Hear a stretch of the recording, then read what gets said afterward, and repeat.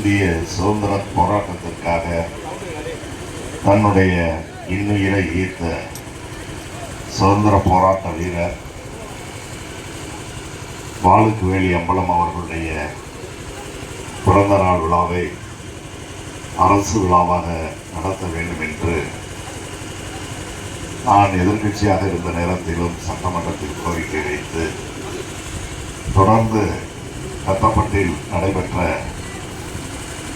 இந்த நிகழ்ச்சியில் கலந்து கொள்கின்ற நேரத்தில் நிச்சயமாக திராவிட முன்னேற்ற கழக அரசு மாண்புமிகு அண்ணன் தளபதி அவர்களுடைய தலைமையில் அமையும்.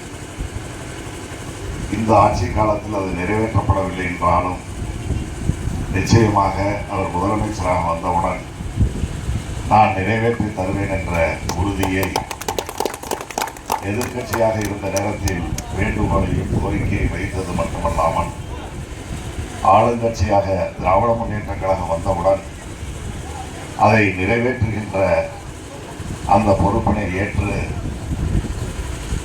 நம்முடைய அந்த வாரிசுதாரர்கள் மற்றும் வழக்கறிஞர் கலைமணி போன்றவர்களுடைய பெரும் முயற்சியால் இன்றைக்கு இங்கே அரசு விழா கடந்த 4 ஆண்டுகளாக திராவிட முன்னேற்ற கழக அரசு பொறுப்பேற்று 4 ஆண்டுகளே கடந்திருக்கின்ற நிலையில் 4வது ஆண்டு அரசு விழாவும் இன்றைக்கு நடைபெற்றுக் கொண்டிருக்கிறது. அப்படி நடைபெறுகின்ற இந்த நல்ல நிகழ்ச்சியினுடைய தலைவர் நம்முடைய மாவட்ட ஆட்சியர் திருமதி ஆசா அஜித் ஐஏஎஸ் அவர்களே. இதற்கென்று நீண்ட நெடிய வரலாறுகள் உண்டு. குறிப்பாக இந்த மண்ணின் மைந்தராக இருந்து சட்டமன்ற உறுப்பினராக திராவிட முன்னேற்ற கழகத்தின் முன்னணி தலைவர்களால் ஒருவராக விளங்கிய அண்ணன் எஸ் தென்னரசு அவர்கள் முத்தமிழறிஞர் கலைஞர் அவர்களிடத்தில் இந்த வரலாற்றுகளை தென்பாண்டி சிங்கம் என்ற தலைப்பிலே எடுத்துச் சொல்லி அதை அவர்கள் தொடர் கதையாக முத்தமிழறிஞர் கலைஞர் அவர்கள் தொடுத்தார்கள்.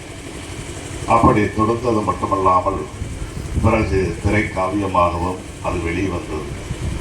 ஆக அப்படிப்பட்ட அந்த சூழ்நிலையிலே தான் சமுதாய பெரியவர்கள் இத்தகைய பெருமை மிக்கவருக்கு நாம் சிறப்பு செய்திட வேண்டும், அதற்கு பெருமை சேர்த்திட வேண்டும் என்ற உணர்வோடு இதுபோன்ற ஒரு வரலாற்று சிறப்பு மிக்க அமைவதற்கு அவர்கள் அனைவரும் முயற்சி எடுத்தார்கள். ஆக பலருடைய கூட்டு முயற்சி இருந்தாலும் கூட இதிலே மூல காரணமாக தொடங்கியது அண்ணன் எஸ் தென்னரசு அவர்களும் அவர்கள் வழியில் முத்தமிழர். ஆகவே அப்படிப்பட்ட வரலாற்று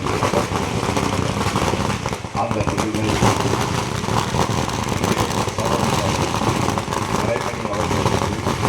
போல இந்த வரலாற்றை வெளிக்கொணர வேண்டும் என்பதற்கு ஆதாரமாக அமைந்ததே கலைஞர் அவர்களுடைய தென்பாண்டி சிங்கம் என்ற அந்த புதினம்தான். ஆகவே அதை வைத்துத்தான் கலைஞர் அவர்களால் பெருமைப்படுத்தப்பட்ட வாளுக்கு வேலி அம்பலம் அவர்களுக்கு கடந்த காலத்தில் கோரிக்கை வைக்கப்பட்டது நிறைவேறாமல் இருந்தது. ஆகவே அதை நிறைவேற்றி தர வேண்டும் என்று பல தருணங்களில் துறையினுடைய அமைச்சர் மாண்புமிகு சாமிநாதன் அவர்களிடத்திலும் அதை போல மாண்புமிகு முதலமைச்சர் அவர்களிடத்திலும் துறையின் செயலாளர் இயக்குநர்கள் அனைவரிடத்திலும் இந்த தென்பாண்டி சிங்கம் புதனத்தினுடைய பெருமையை எடுத்துச் சொல்லி அத்தகைய பெருமைக்குரியவர் கலைஞரால் புகழப்பட்டவர், அவருக்கு நாம் இங்கே நினைவிடம் அமைத்திட வேண்டும், திருவுருவச் சிலை அமைத்திட வேண்டும் என்று கோரிக்கை வைத்தோம். ஆக அந்த கோரிக்கைகள் உடனடியாக அரசு விழாவாக நடத்துவதற்கு மாண்புமிகு முதலமைச்சர் அவர்கள் உத்தரவிட்டு 4வது ஆண்டாக இப்பொழுது இந்த விழா நடைபெற்று வருகிறது.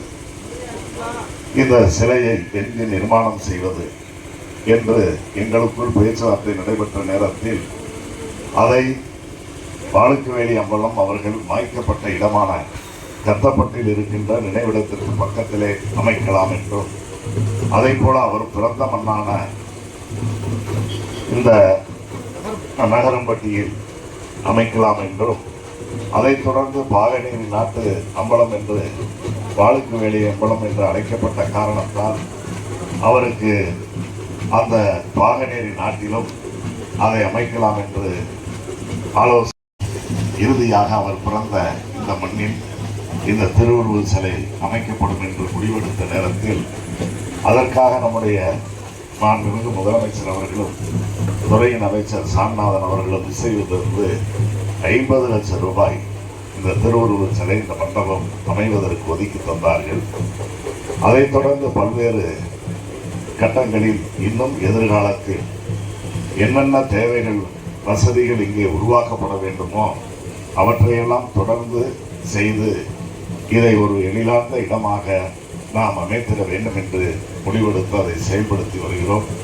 எதிர்காலத்திலும் தேவையான அனைத்து வசதிகளும் இங்கே செய்து தரப்படும் என்பதை நான் இந்த நிகழ்ச்சியின் மூலமாக உறுதி கூறுகிறேன்.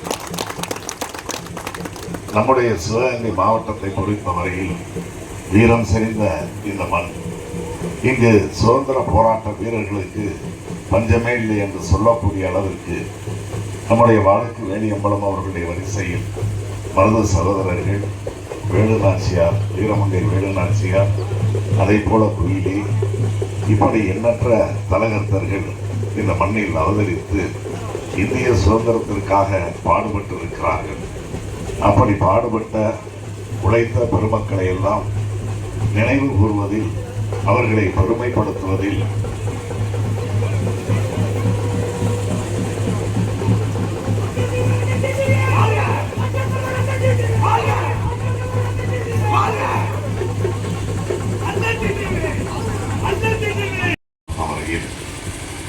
முதலமைச்சராக இருந்த முத்தமிழறிஞர் கலைஞர் அவர்களும் அவர் வழியில் இந்த அரசை தமிழகத்தை வழிநடத்துகின்ற மாண்புமிகு நம்முடைய முதலமைச்சரான தளபதி அவர்களும் சுதந்திர போராட்டத்திற்காக உழைத்தவர்களை, பாடுபட்டவர்களை, தன்னுடைய இன்னுயிரை இந்த பூமிக்காக தந்து நமக்கு சுதந்திரத்தை பெற்றுத் தந்தவர்களை மட்டுமல்ல, உயிரினும் மேலான தாய்மொழியை நேசித்தவர்கள், அதை வளர்வதற்கு காரணமாக இருந்தவர்கள், வளர்த்தவர்கள் என்று மொழிக்காகவும் சுதந்திரத்திற்காகவும் பாடுபட்ட பெருந்தலைவர்களை மதிக்கின்ற ஒரு அரசாகத்தான் அவர்கள் தலைமையிலான அரசு இருந்திருக்கிறது என்பதற்கு எத்தனையோ எடுத்துக்காட்டுகளை சொல்ல முடியும்.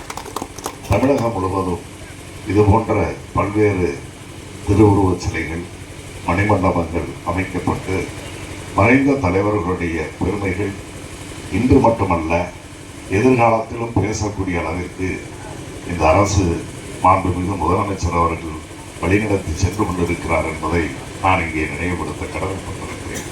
இந்த வகையிலே தான் நம்முடைய வரலாற்று சிறப்புமிக்க இந்த பகுதியில் பல்வேறு பணிகள் சிவகங்கை மாவட்டத்தில் குறிப்பாக செய்தித்துறையின் சார்பில் செயல்படுத்தப்பட்டிருக்கிறது என்பதையும் நான் இங்கே பெருமைப்பட சுட்டிக்காட்ட கடமைப்பட்டிருக்கிறேன். சந்திரமதி காடு, தேவகோட்டை சாலையில் அமைந்திருக்கக்கூடிய சந்திரமதி காடு, ஏறத்தாழ அது ஒரு கோட்டையாக இருந்தது. அதிலே அந்த வரலாற்று உண்மைகளை எல்லாம் வெளிக்கொணர்வதற்கு 10 கோடி ரூபாய்க்கு மேல் மதிப்பில் பழமை மாறாத அளவிற்கு அது மாண்புமிகு முதலமைச்சர் அவர்களால் அறிவிக்கப்பட்டு செயல்படுத்தப்பட்டு பணிகள் நடைபெற்று வருகிறது. அதே போல இந்த தேச விடுதலைக்காக பாடுபட்ட தேசப்பிதா மகாத்மா காந்தி அவர்கள் நம்முடைய சிவகங்கை மாவட்டத்தில் வருகை தந்த நேரத்தில் பொதுவுடைமை இயக்க தலைவரான இருந்த ஜீவா அவர்களை பற்றி கேள்விப்பட்டிருக்கிறார். தோழர் ஜீவா அவர்கள் நாகர்கோவில் பகுதியைச் சேர்ந்தவராக இருந்தாலும் நம்முடைய சிராவையில் புதூர் பள்ளியில் ஆசிரியராக பணியாற்றி வந்தார்கள். அப்படி ஆசிரியராக இருந்த அவருடைய பெருமைகளை கேள்விப்பட்ட அண்ணன் காந்தியடிகள் அவரை சந்திக்க வேண்டும் என்று விரும்பினார்கள். இது ஒரு வரலாற்று சிறப்புமிக்க ஒரு நிகழ்வு. ஆகவே அதை வெளிக்கொணர வேண்டும் என்று 3,50 லட்சம் ரூபாய் அளவில் மிக பிரம்மாண்டமான சிலையும் அதை போல மண்டபமும் அங்கே அமைக்கப்பட்டு பணிகள் நடைபெற்று வருகிறது. அதை போல வேலுநாச்சியார் அவர்களுக்கான அந்த மணிமண்டபத்தில் குயிலிக்கு சிலை அமைக்க வேண்டும் என்ற கோரிக்கை இருந்தது. அதுவும் கோரிக்கை வைத்து இப்பொழுது முதலமைச்சர் அவர்கள் நிறைவேற்றிக் கொண்டிருக்கிறார்கள். இப்படி பல்வேறு நம்முடைய யாதும் ஊரே யாவரும் கேளீர் என்று உலக பொதுமறையை குதித்து தந்து நம்முடைய மண்ணில் பிறந்த மெய்வாளன்பட்டியைச் சேர்ந்த கலியன் பூங்குன்றன் அவர்கள் அவருடைய அந்த பெருமையை போற்றுகின்ற வகையில் அவர் பிறந்த அந்த மைவாளன்பட்டியில் அவருக்கு ஒரு மண்டபம் அமைக்கப்பட்டு அங்கே அவர் பெருமைப்படுத்தப்படுகிறார்கள்.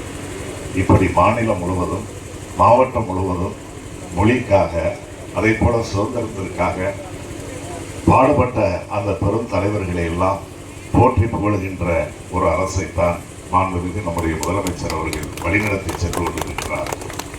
குறிப்பாக வாளுக்கு வேலி அம்பலம் அவர்கள் இந்த 3 இடங்களில் எதை நாம் தேர்வு செய்வது என்று நாங்கள் சிந்தித்த நேரத்தில் இறுதியாக அவர் பிறந்த இந்த மண்ணில் நிர்மாணம் செய்திட வேண்டும் என்று வாரிசுதாரர்களும் மற்றும் ஊர் பெரியவர்கள் பல்வேறு அமைப்புகளை சார்ந்தவர்களும் கேட்டுக்கொண்டதற்கிணங்க இங்கே இந்த சிலை மணிமண்டபம் இங்கே அமைக்கப்பட்டிருக்கிறது. அதை மாண்புமிகு முதலமைச்சர் அவர்களையே அழைத்து வந்து நகரம்பட்டியில் இந்த சிலையை திறந்து வைக்க வேண்டும், அந்த மணிமண்டபத்தை அவர்கள் கையால் திறக்க வேண்டும் என்றுதான் நானும் விரும்பினேன். முதலமைச்சர் அவர்களும் இசைவு தந்திருந்தார்கள். ஆனாலும் கூட ஏராளமான நிகழ்ச்சிகள் இருந்த காரணத்தினாலும் அதை இந்த மாவட்டத்தில் சுற்றுப்பயணம் மேற்கொள்கின்ற நேரத்தில் செய்கிறேன் என்று கடந்த 6 மாத காலத்திற்கு முன்னர் நம்முடைய மாவட்டத்திற்கு பல்வேறு நிகழ்ச்சிகளில் கலந்து கொள்ள வருகை தந்த மாண்புமிகு முதலமைச்சர் அவர்கள் சிவகங்கையில் நடைபெற்ற அரசு விழாவின் மூலமாக காணொலி காட்சி வாயிலாக இந்த பிரம்மாண்டமான வாளுக்கு வேலி அம்பலம் சிலையை தன்னுடைய கரங்களால் திறந்து வைத்தது மட்டுமல்லாமல் இந்த துறையினுடைய அமைச்சரான மூப்பே சாமிநாதன் அவர்களை நீங்கள் அங்கே செல்லுங்கள், நானும் பெரிய திருமணம் சிவகங்கை செல்கிறோம் என்று அவரை பணித்து இந்த நிகழ்ச்சியிலே கலந்து கொள்ள செய்தார்கள். ஆகவே இப்படி பல்வேறு நீண்ட நெடிய வரலாறுகள் இருக்கின்ற இந்த சிலை என்பது ஒரு சிலையாக கற்சிலையாக அல்ல. கடந்த 225 ஆண்டுகளுக்கு முன்னர் வாழ்ந்த காலத்தில் சுதந்திரத்திற்காக தன்னுடைய தேக்கு மர தேகத்தை இழந்த ஒருவருடைய திருவுருவம் இன்றைக்கும் இங்கே நின்று கொண்டிருக்கிறது. ஆகவே எத்தகைய உணர்வுகள் இந்த மண்ணில் இருந்தாலும் கூட நாம் பெற்ற அவர்கள் போராடி தன்னுடைய உயிரை தியாகம் செய்து பெற்றுத்தந்த அந்த சுதந்திரத்தை எவராலும் பறித்துவிட முடியாது என்ற உணர்வையும் அத்தகைய சூழ்ச்சிகளுக்கு நம்முடைய தமிழ் சமுதாயம் இடம் கொடுத்து விடக்கூடாது என்பதையும் இந்த நேரத்திலே அவருடைய பிறந்த நாளை கொண்டாடுகின்ற நாம் சூளுரையாக எடுத்துக்கொள்ள வேண்டும் என்று நான் உங்களை இந்த நேரத்தில் கேட்டுக்கொள்கிறேன்.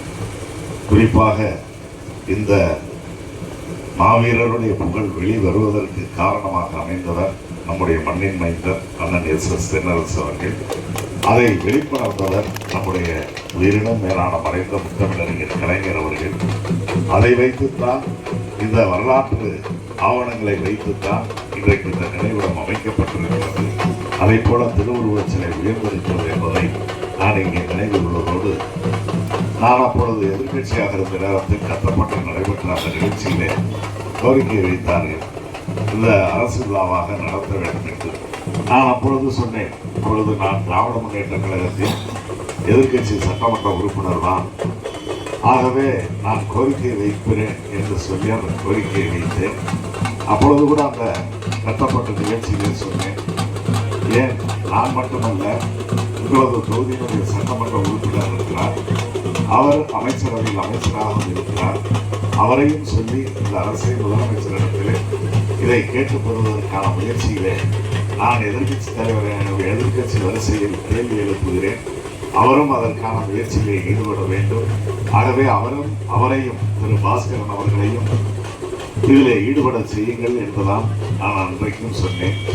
ஆக இது வந்தது யார் யார் காரணங்கள் என்பதெல்லாம் ஒருபுறம் இருக்க, ஒரு வரலாற்று சிறப்புமிக்க இந்த சிலையை இன்றைக்கு அமைத்திருக்கிறோம் என்றால் அதற்கு தூண்டுகோலாக இருந்தவர் நம்முடைய வாரிசுதாரர்கள். அப்படின்னாக்க அவர்கள் தங்களுடைய குலப்பெருமையை, தன்னுடைய முன்னோருடைய பெருமையை கொண்டு வருவதற்கு அந்த முயற்சிகளை செய்யலாம். ஆனால் திரு கலைமணி அவர்கள் இந்த ஊருக்கு அவருக்கு எவ்வளவோ தூரம். ஆனால் நான் ஏதோ ஒரு மாற்று சமுதாயம் இருந்தாலும் கூட அந்த வேறுபாடுகள் எங்களிடத்தில் எப்பொழுதும் இருந்ததில்லை. அவரும் உரிமையோடு ராத்திரி 12 மணி 1 மணி 2 மணிக்கெல்லாம் கூட இது பற்றிய சந்திப்புகள் நடைபெற்று இருக்கிறது.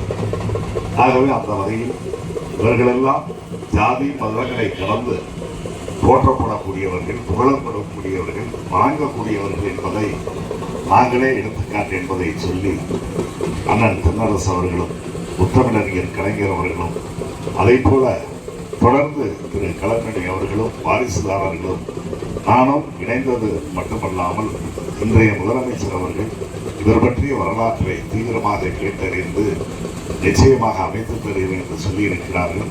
அமைத்தது மட்டுமல்ல, தன்னுடைய கரங்களாலே இந்த திருவுருவச் சிலையை திறந்து வைத்திருக்கிறார்கள், மணிமண்டபத்தை திறந்து வைத்து பெருமைப்படுத்தி இருக்கிறார்கள் என்பதை இந்த நல்ல நேரத்தில் எடுத்து சொல்லி, குறிப்பாக ஆண்டுதோறும் இந்த விழா ஒவ்வொரு ஆண்டும் கூடுதலான சிறப்புகளோடு நம்முடைய பகுதி மக்களால் கொண்டாடப்பட வேண்டும் என்ற வேண்டுகோளையும் இந்த நிகழ்ச்சியின் மூலமாக தெரிவித்து இந்த நிகழ்ச்சியில் கலந்து கொண்டு வந்து நம்முடைய வாழுக்குவேலி அம்பலம் அவர்களுக்கு பெருமை சேர்த்திருக்கின்ற மாலை அணிவித்து மரியாதை செய்து வீரமுழக்கமிட்ட அனைத்து தரப்பினருக்கும் தமிழக அரசின் சார்பில் எனது சார்பிலும் நெஞ்சார்ந்த நன்றி வணக்கங்களை உரித்தாக்கிக் கொள்கிறேன். நன்றி, வணக்கம்.